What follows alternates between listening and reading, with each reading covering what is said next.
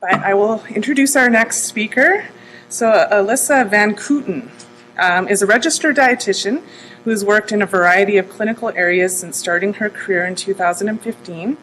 She's been working at the Cross Cancer Institute since November of 2018, and she specializes in treating patients with lung or brain cancer. She also helps teach multidisciplinary classes for fighting cancer-related fatigue and improving memory. Her favorite activity is to play ultimate frisbee, and favorite food is chocolate. Welcome. Yes.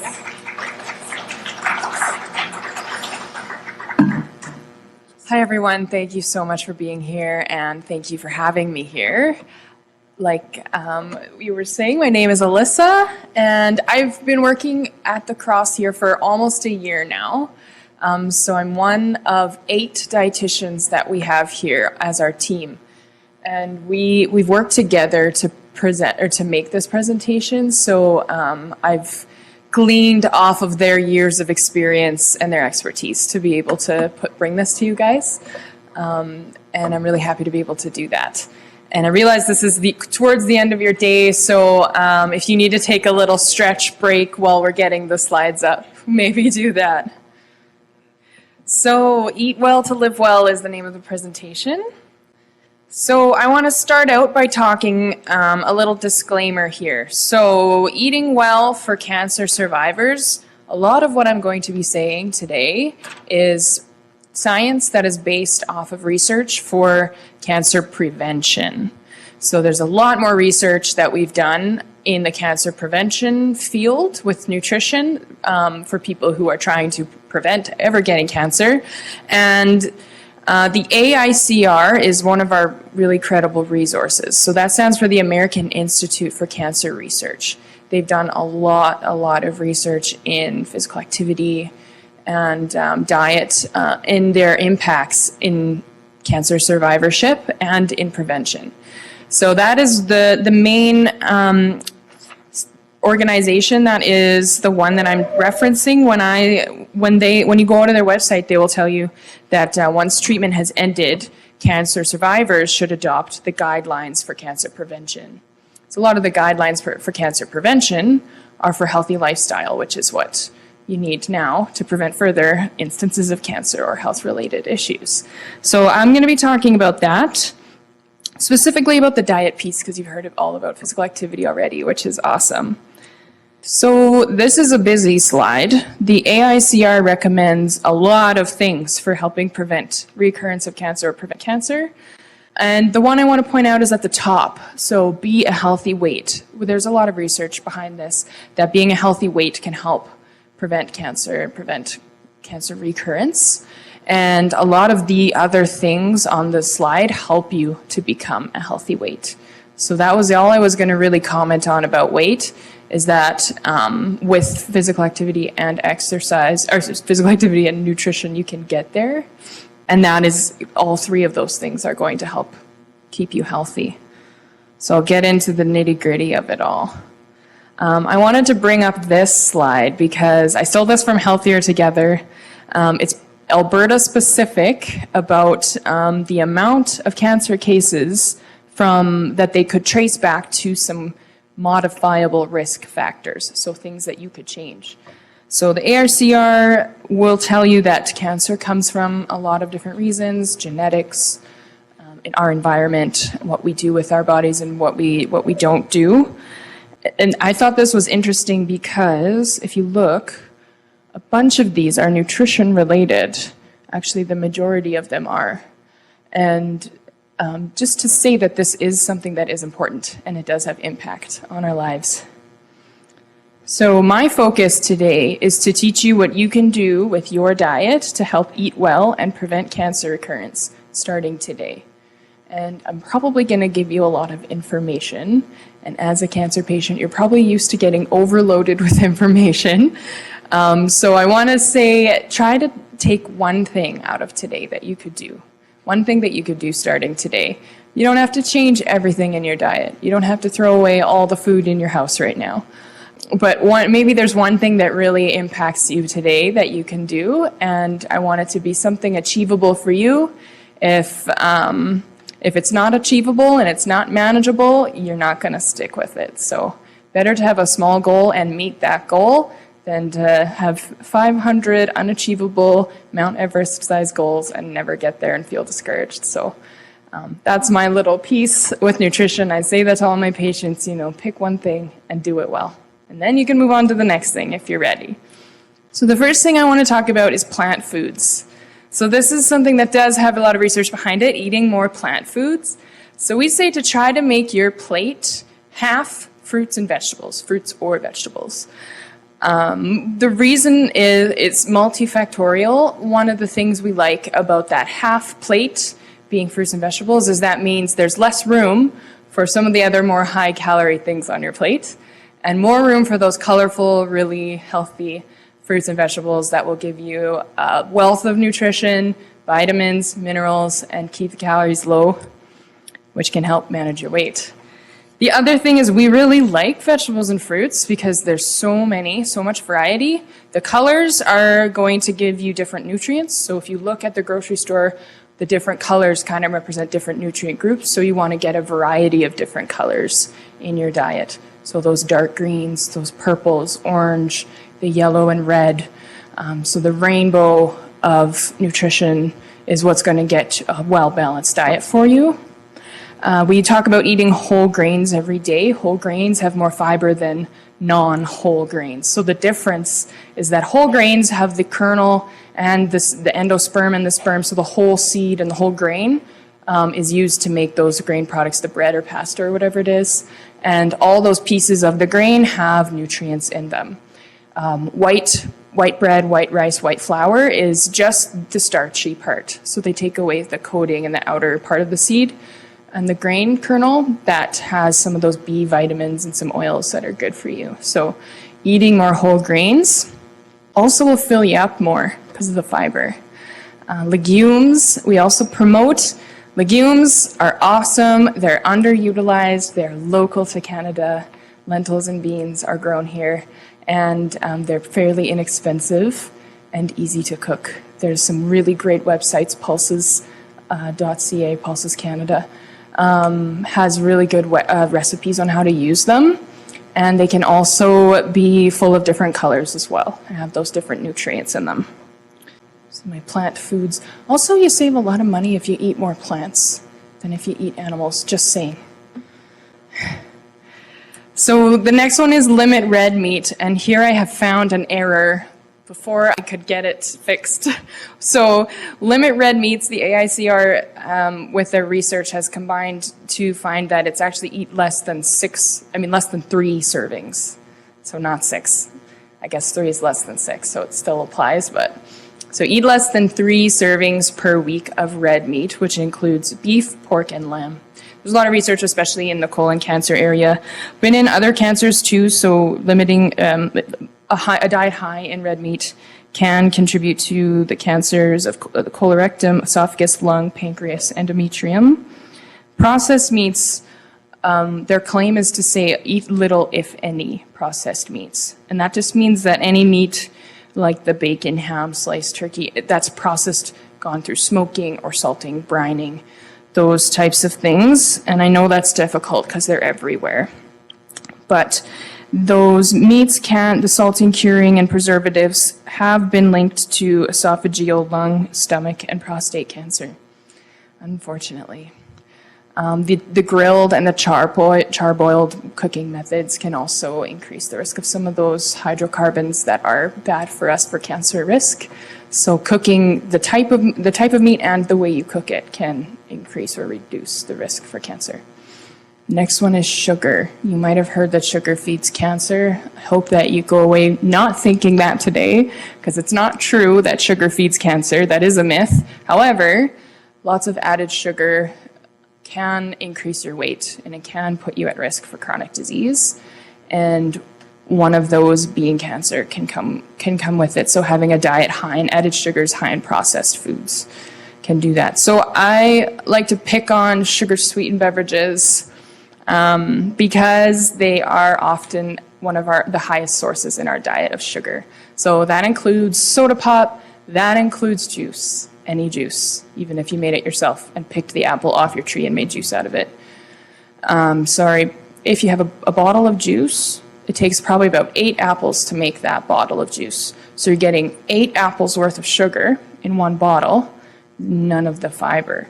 And if you tried to eat 8 apples, you'd probably be really full and uncomfortable. But you could drink 8 apples and still eat a full meal probably.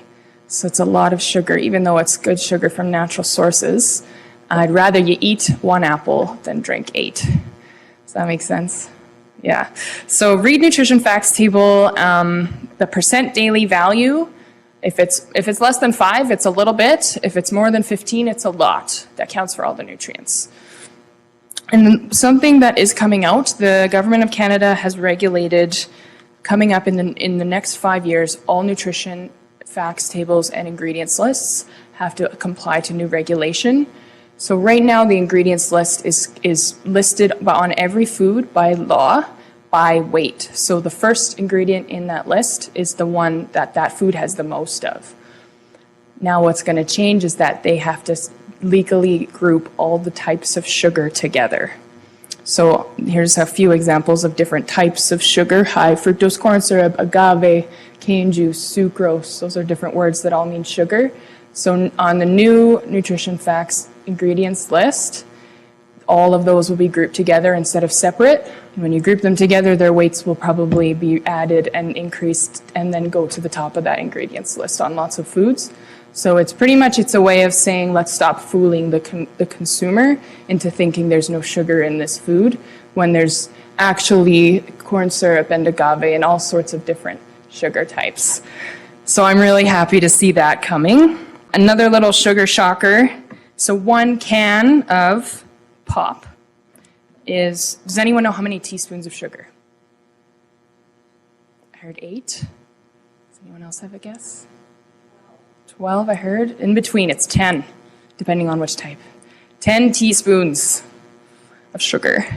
And your double coffee from the corner store where you get your double coffee, how many do you think is in there? It should be just 2, right?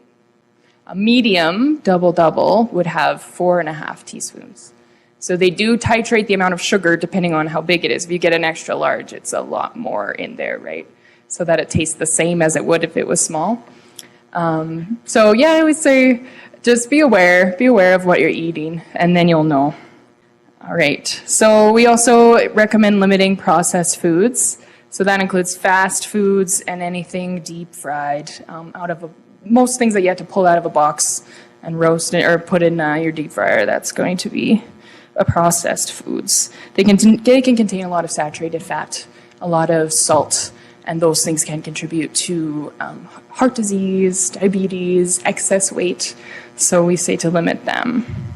Alcohol is a tricky one. There's strong evidence that alcohol increases the risk of cancer of the mouth, pharynx, larynx, esophagus, liver, breast, stomach, and colorectal. There's still more and more research coming out. So the ARCR says it recommends not to drink alcohol, actually. But if you are going to, 2 drinks per day for men and 1 drink per day for women, this is an example of what 1 drink would look like, is the recommendation still. We haven't had any new recommendations. That's been that for a few years. So supplements, you might be on some, you might not. You might be thinking, do I need one? So I always say food first. If you can get your nutrients through food alone, that is the best way to do it. Your body is used to absorbing nutrients out of food. When it sees a supplement, it doesn't always absorb it the same. Also, supplements can be full of things that maybe interact with some of your medications, or maybe the label isn't quite truthful as to what's in it. So, however, there are some nutrients that are just really hard to get enough of. So, for example, vitamin D in Canada is hard to get because we don't get enough sunshine in the winter. You might need a supplement for that, or for calcium, or a multivitamin. So talk to your healthcare team if you're really curious about those. Just make sure your doctors know what you're on. That's what I always say. Then they know. So let's put it into practice. The new food guide came out this year. You might have seen it. I have copies out in the lobby for you, and you can take one home. This is the front page. It has the half plate fruits and vegetables, quarter plate of your grains and starch, and a quarter plate of your protein foods. I like that visual. I think it's a really cool picture. So eating plenty of vegetables and fruits and whole grains is the message. Choosing healthier fats for less saturated fat, less salt, and no trans fats is the messaging that's put forward from the food guide. They also say to make water your drink of choice, so choosing water over juice or really any other drink, choosing water first. On the back, there's some really good messaging about eating well to live well. So it's more than just what to eat and what not to eat. It's about how to eat. So eating is so much more than just putting food in your mouth for fuel. We're not just fuel tanks that need gasoline. We are human beings, and food is culture, and food is memory, and food is laughter and family and connection, and it can be pleasure and joy. The Canada's Food Guide has acknowledged this, and they're trying to put forward that message. So being mindful of your eating habits, thinking about what you're eating, cooking more often than eating out, enjoying your food, eating meals with other people, really important things that are going to be, I think, really just going forward for you, something that you can think about focusing on. And I actually have a few points to make too. So enjoying your food. We understand that food can take on a new meaning after or during cancer treatment. Some people can't eat the same foods that they could before. Some people can't swallow the same foods they had before or don't like them because their tastes have changed. There's all sorts of things that can happen. Maybe food has become like medication and you have to force it down. You have no appetite. We understand that is a big struggle, which is why we're here to help you. One thing that I can give you from this little podium here is mindful eating can be a tool that you can use. So mindful eating to think about what you're eating, why you're eating it. Think about where you are, sitting down, no distractions, with somebody that you love, enjoying that food. What does it taste like? What does it feel like in your mouth? What does it smell like? Reconnect with that food so that it's more than just nourishment, but that it can be enjoyment. And even if that food is something that I've listed as unhealthy, if you can get enjoyment out of it, I think it's important to have some of those things a few times to not limit yourself completely from all the things you love, but have a balance. So I do that most of the time. I eat really healthy, but sometimes I still have chocolate, my favorite food. Sometimes I have a lot of it because it's good for my soul. Eating it mindfully, eating it so that it's not just shoving it in my face, but that I'm enjoying the food and what it brings and the memories and everything it's associated with. So my food for thought for you: life is busy. There's lots of things on your mind, lots of stuff to do, but you are important. And if food and eating is something you've enjoyed in the past, it can be something you enjoy again, and make it a priority for yourself. Make yourself a priority. I want to talk a little bit about some misleading information out there. Nutrition is one of those fields of science that everyone thinks they're the expert on, and there's not a lot of people that are. And you hear a lot, new studies show all food's bad for you. One day coffee's good for you, the next day coffee's bad for you. What do I do? How do I eat? What do I drink? It's very confusing.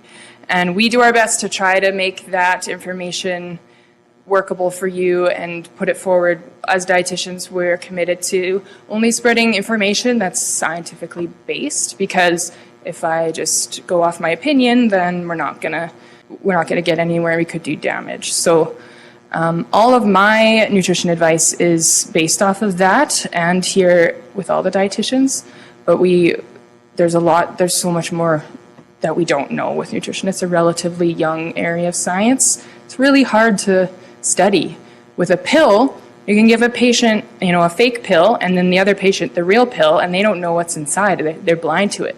But if you want to study the effects of broccoli on the body, you can't give them a fake broccoli. You know what's going in your mouth. You taste it. You saw it. It's just not the same when you study nutrition. So, and there's also not a lot of money going into it compared to pharmacy. So there's no big carrot or big broccoli out there that's pushing for those nutrients. There's very big pharma is. So we're a little behind, I think, on the research in nutrition, but we're doing our very best. So I have a test for you. I think you'll pass. So let's see if you can see if the claim on the screen is false or true. What do you think?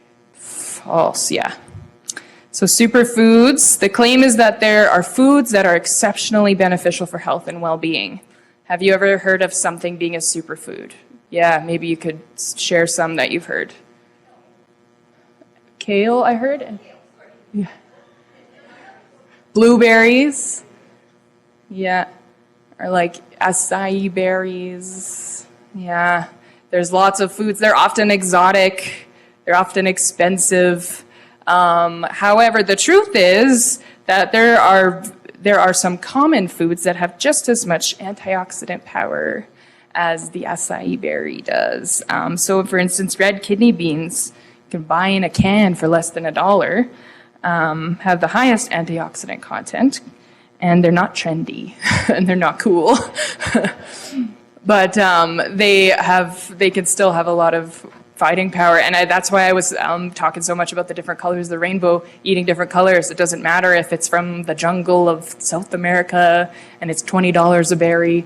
Well, yeah, like you were saying, blueberries can be just as good too. So eating from what we have, I think it's practical. It's also it's just a marketing tool. People are trying to get your money. How about the next one? Meat and dairy are bad. Yeah, I kind of talked about this one, but there's information out there that meat and dairy are produced with hormones and antibiotics that are harmful for health. That is not true. You might have seen a commercial for a specific burger that is made without the use of hormones or steroids. And I always say, well, all of the ones in Canada are made without the use of hormones and steroids, so they're just targeting that specific group to kind of fool you. There are a few approved hormones that are used in cattle in Canada. There are none that are used in poultry. And those they're growth promoters, and they are approved because they've never proven to have any harmful effects on the eater. So those ones are used, so that you know. Antibiotics are used for animals to treat if they have bacteria, but usually those animals are isolated out. The Canadian system is a lot different than the American. There's a lot more allowed in the American food system. So if you're looking at messaging coming from America, you have to remind yourself we're in Canada. We have a little bit more stricter regulations here. I have a lot of trust in our food system. Our farmers take pride in what they do. If you're really nervous about this, go to the farmer's market, talk to a butcher or a farmer and ask them these questions and see what they say. Also, meat and dairy are really, really good sources of protein. I don't want you to miss out on them. How about organic is superior? False. I got maybe one true. It is false. Organic is a personal choice. It's not mandatory. It's one of those buzzwords. There is no nutritional difference that we found between organic or traditional produce. We just say if you're going to get fruits and vegetables in, that's more important than if they're organic or not. There's actually a lot of local farmers that are not organic, but they don't use any pesticides, any herbicides, any sprays, anything. They hand weed everything, but they're not organic. You have to use pesticides. There's a spray you have to use to be organic, which is interesting. So if you're worried about this, go to your farmer's market and ask the farmers, do you use any sprays? And lots of the ones here will say no, because they take pride in what they do. And they have good farming practices. So organic, if you like the taste of it better, go for it. But I don't like promoting organic, because there's a lot of people that can't afford it, and then they think that I can't buy this organic food for my family. I'm not doing the best I can, which is not true. If you can't afford organic food, that's okay. That's totally fine. It's a personal choice. Fad diets, I didn't even test you on this one. I'm just going to tell you. Trendy diets rarely, if ever, have evidence to support any benefit for preventing or curing cancer. And there's a lot of claims out there that they will. If you are interested in one, you can talk to me or any of the dietitians here and get the scoop.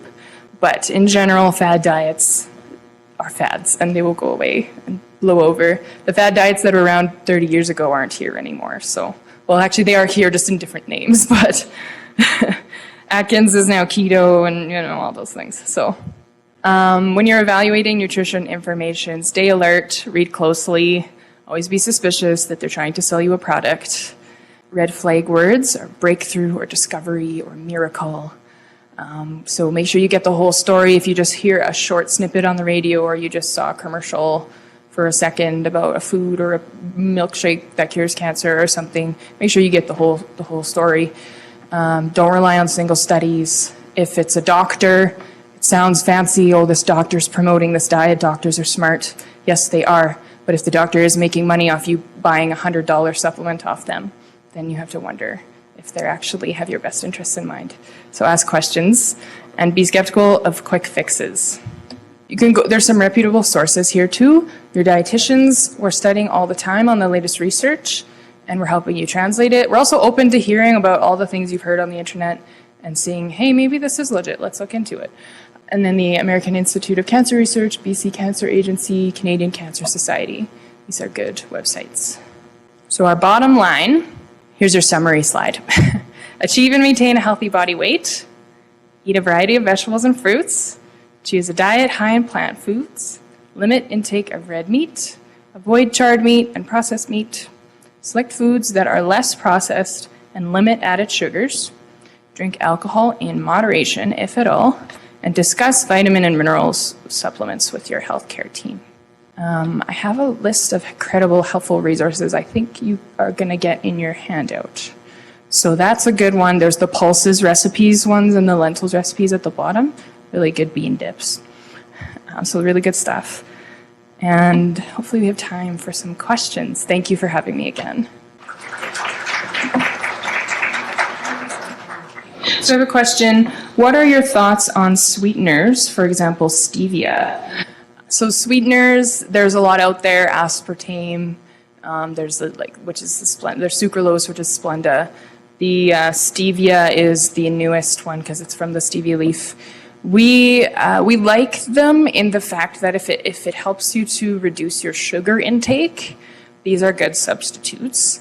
Especially if you have diabetes, they can help you feel like you're eating something sweet that isn't contributing to raising your blood sugars. We haven't ever seen any links between sweeteners and cancer. We've never seen that. So there's no evidence saying that, Splendas cause cancer or whatever. There are a few out there that there are limits on for pregnant ladies and limits in general not to have too much of. I know the sweet and low is one of them. And there's a lot of research that needs to get done, I would say, in this area. So we don't know a lot still, but I wouldn't be scared of them. I would just, like sugar, use it in moderation. Okay, this is another question that I have. I enjoy eating red meat regularly and don't want to eat less right now. Is eating more vegetables alongside a reasonable option? I heard the fiber helps with the cancer risk. That's a good question. So the risk associated with red meat, it's not completely counterbalanced by eating more vegetables, because the red meats have just certain nutrients in it that can do some damage in the colon that might cause cancer. That's from what I understand. However, if you like eating it, I know we live in Alberta, in beef, the beef capital of Canada. I would say eating more vegetables is a good option, and maybe you can think about reducing the portion size of your red meat. So having a little bit less than like if you have a really big steak, have a little bit less. And then think about the way you're cooking it. Maybe cook it on the stove instead of the barbecue, so that you don't have to cut it out completely, but that it's still, you're getting a little bit less risk out of it. And these are all, it's not a guarantee if that you eat 6 times a week red meat that you're going to get cancer. It's not a guarantee. It's just a reduction of risk. So what fiber can do is help kind of clear things out of your colon. So if you're eating lots of fiber, it's going to help. That's how fiber reduces your cholesterol. So in the heart healthy way, I would say that the fiber helps reduce some of the risks of the saturated fat from red meat because it can help clear out some of the cholesterol. However, I don't know if it will do that for cancer risk. But fiber in general, high fiber foods, plants, vegetables, whole grains can help reduce your risk. So I don't know if the two are exactly related, but eating more fruits and vegetables is good. I hope that answered your question. Do you consider sweeteners better, worse, or the same as sugar?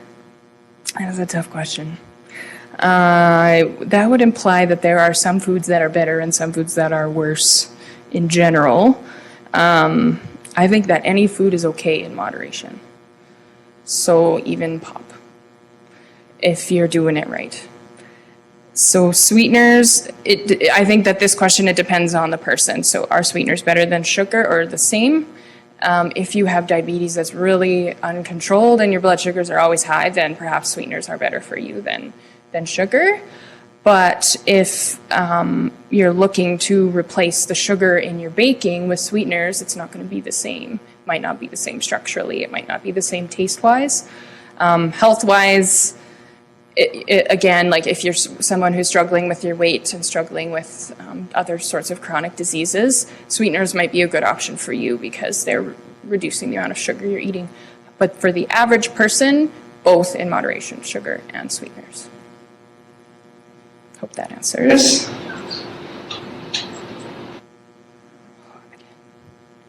We had a question at the back here. Oh, yes.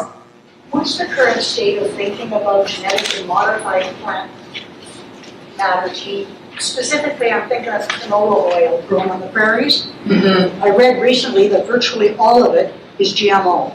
Yeah, so canola is a derivative of rapeseed. So canola used to not exist. However, almost all of your fruits and vegetables used to not exist in the form they are now. If you look back, if we were able to rewind a couple 100,000 years, you wouldn't find any of the produce that we have now because farmers have been selectively breeding for years and years to get the broccoli and the pineapples and everything that we have now. So there's a lot of fear-mongering over the GMOs. We have zero evidence saying that GMOs are increasing cancer risk.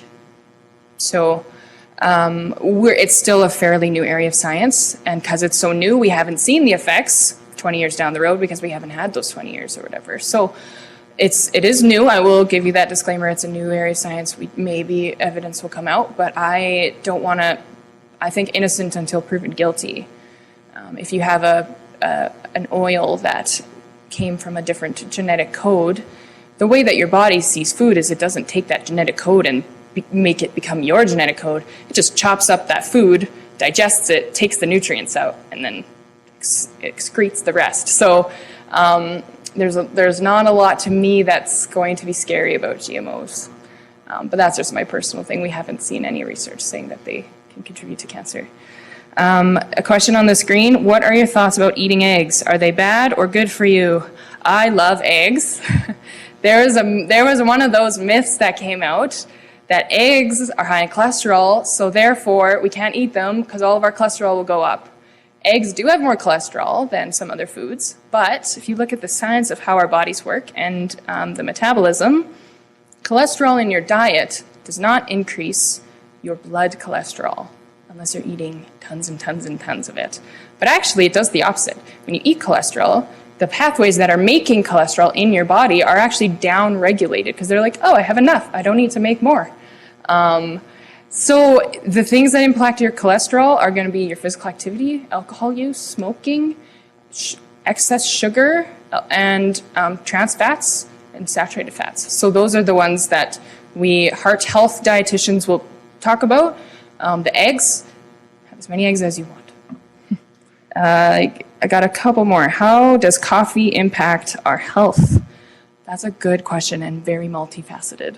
I think there's some new research about the effects of caffeine on our sleep that I would let maybe talk to your occupational therapist about. But we talked about this a little bit in my Energize class, just that caffeine can impact your sleep up to 12 hours after drinking. Maybe not to say that you won't sleep, but maybe your sleep quality. So caffeine, also if I find it can be a little bit of a diuretic, so make you pee. So if you're drinking a lot of caffeine, just watch your hydration. And coffee in and of itself can be fine, totally fine. It's what you're putting in your coffee that I would take a second look at. Is it full of cream? Is it full of creamer type products that don't need to be refrigerated? I don't know what those are. And full of sugar, then maybe think about what you're putting in your coffee because it can add up really fast. But coffee in and of itself, totally good. What foods have the best antioxidants in them? So the foods that have the best antioxidants, again, are going to be your dark, colorful vegetables and fruits. So the darker the color, the better the antioxidant content is. So that's my general answer. I don't have a list for you. But yeah, the red beans, like the dark color, the dark green vegetables, the purple, the red. So yeah, look for that dark color in the grocery store. Good questions. Thanks. Tested my knowledge. Thank you.